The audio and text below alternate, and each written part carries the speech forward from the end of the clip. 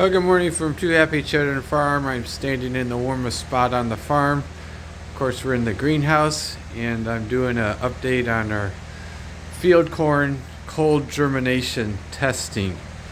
Now, for some reason, this was one of my least watched videos, but I don't really care because I need this information anyways. But I got some interesting stuff here. So the methodology for the experiment was we're taking our black soil straight out of the farm field, and it was wet, and then the next day we got a good half-inch cold chilling rain on it, and it was in the 40s. And then to torture the seed even further, I put it in the walk-in cooler at 38 degrees. We held it in the walk-in cooler for 3 days. So this corn seed was in cold, wet soil, planted at about 45 degrees, rained on, and then held at 38 degrees for 3 days, which they say should be the worst thing you could possibly do to your soil. Particular emphasis on the cold saturation part. So I have two varieties. The one over here, okay, so after those days soaking in the walk-in cooler, we brought it here into the beautiful greenhouse where our average temperature is 70 degrees, so that would translate into about 20 heat units per day. They've been in here since Saturday afternoon, so we're getting about 100 to 120 heat units now, which is exactly when they should be able to germinate and come out. So what I think is happening is they did not germinate in those cold conditions.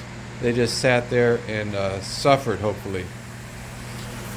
So the first variety over here we mentioned earlier was the 67C45. It's my Smart Stacks variety.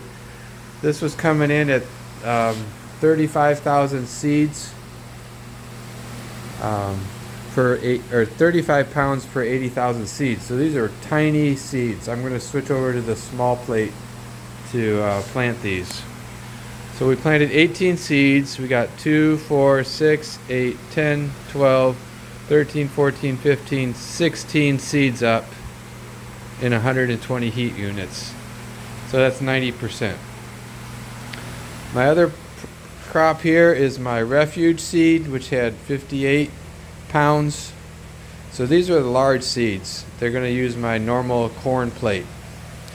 And when I'm counting here, I have 2, 3, 4, 5, 6, 7, 8, 9. 50%.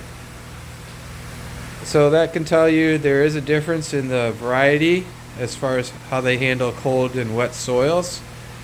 And surprisingly, the smaller seed in this variety had a 90% germination rate in the amount of time we gave it, and this variety had a 50% germination rate.